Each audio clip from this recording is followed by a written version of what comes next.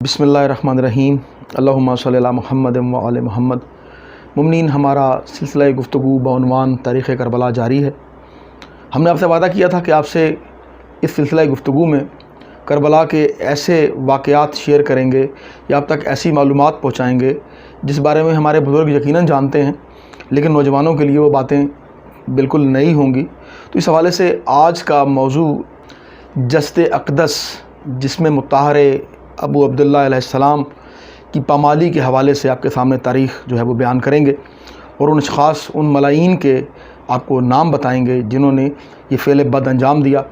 मुमकिन ये काफ़ी सख्त रिवायत है, लेकिन अबू अब्दुल्लाह अलैहिस्सलाम की मज़लूमी को बयान करने के लिए इसका बताना, इसका फैलाना, लोगों तक पहुँचाना ज़रूरी है। बहरहाल अपने मौजू की तरफ आते हैं। जसद अक़दस बदन मुत्तहर सैयदुश्शुहदा इमाम हुसैन अलैहिस्सलाम की पामाली के हवाले से जिन कुतब में ये वाक़या दर्ज है, उनके नाम में पहला नाम अल-इरशाद,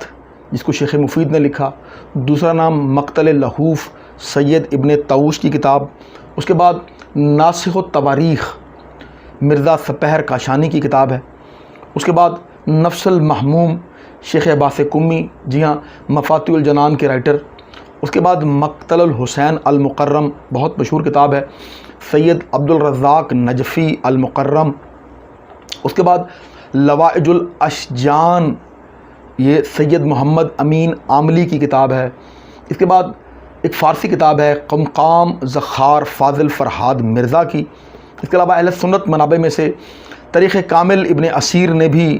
इस रिवायत को नक़ल किया है। इस रिवायत के मुताबिक उमर इब्न साद लईन ने शहादत इमाम हुसैन के बाद अपने लश्कर को मुखातिब होकर कहा कि तुम में से कौन है जो इमाम हुसैन की लाश को पामाल करे। तो मोमिनीन, इस पूरे लश्कर में सिर्फ़ 10 मलून, 10 शकी, 10 लईन आगे बढ़े। इन मलाइन के नाम जो मैं आपसे बयान करने जा रहा हूँ, और मेरी ये ख्वाहिश है कि जैसे मैं ये नाम पढ़ूँ और जो भी मोमिन इस वीडियो को देखे वो इन मलूनों पे सवाब की नीयत से लानत ज़रूर भेजे, जिसका सवाब आपको भी पहुँचेगा और इंशाअल्लाह मुझे भी पहुँचेगा। तो मुमकिन पहला जो लईन है उसका नाम है इसहाक़ बिन हैवा, दूसरा हकीम बिन तुफ़ैल, तीसरा उमर बिन सबी सदावी, चौथा रजा बिन मुनक़द अबदी, सालिम बिन खैसमा जाफ़ी। उसके बाद एक जो नेक्स्ट जो है उसका नाम है वाहिज़ बिन नाइम, फिर है सालेह बिन वहाब जाफ़ी, उसके बाद हानी बिन सबीस हज़रमी, उसके बाद उसैयद बिन मालिक, और उसके बाद अखनस बिन मुरसद। इन 10 मलूनों ने बदन अक़दस,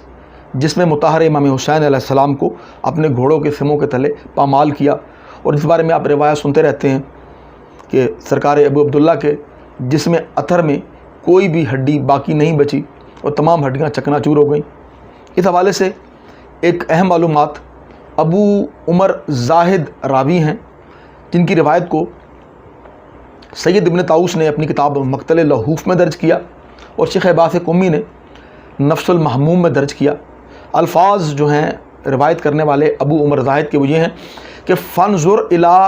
हाउलाइल अशरता फ़ौजदनाहुम जमीअन औलादुज़ ज़ना,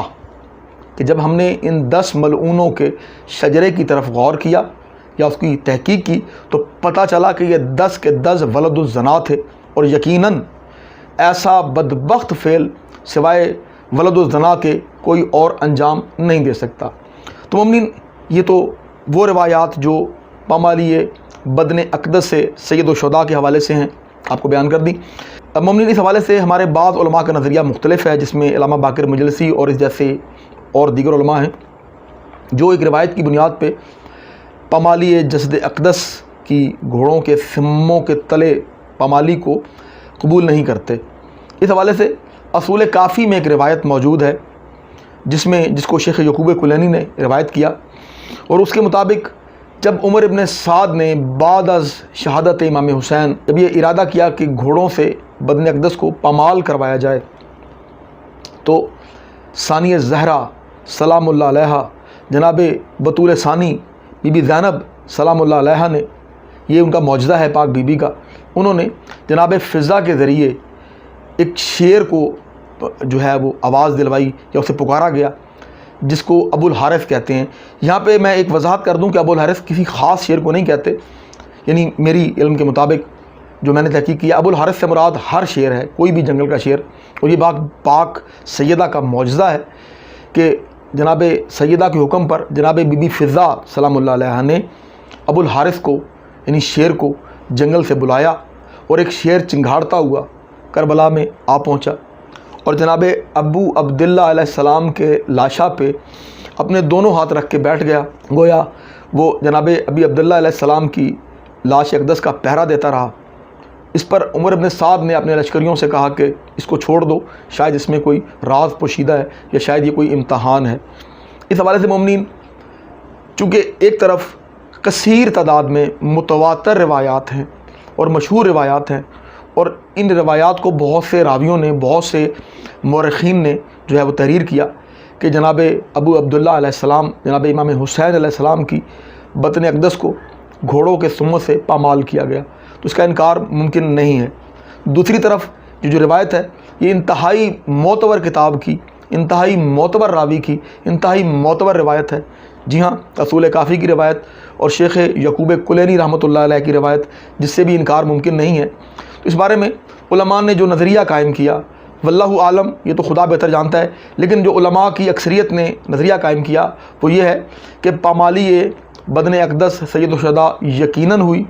اور ابو الحارث کا آ کر یعنی شعر کا آ کر بدن اقدس کا پہرا دینا، اس پر بیٹھ جانا اور فوج اشکیا کے جو ہے افراد کو قریب نہ آنے دینا، یہ بھی درست ہے۔ تو اس حوالے سے علماء کا یہ کہنا ہے کہ شاید 10 محرم کو یہ جو شعر ہے یہ آیا ہوگا، لیکن چونکہ درندہ ہے، ممکن ہے کہ دن کی کسی پہر میں یا رات کو واپس چلا گیا ہو یا کہیں چلا گیا ہو، اور چونکہ عمر ابن سعد کے لشکر نے 11 محرم کو وہاں سے کوچ کیا کربلا سے کوفہ کی جانب، تو ممکن ہے کہ یہ پامالی جسد اقدس سے سید الشہداء کا واقعہ 11 محرم کو پیش آیا ہو۔ بہرحال آپ تک یہ معلومات پہنچانی ضروری تھی۔ انشاءاللہ اسی حوالے سے کربلا کے وہ جملہ واقعات جو زیادہ تر ہمارے نوجوانوں کو معلوم نہیں ہیں، ہم کوشش کریں گے کہ وہ واقعات آپ تک پہنچائے جائیں تاکہ مظلومی سید الشہداء کو پوری دنیا کے سامنے عیاں کیا جائے۔ خدا حافظ۔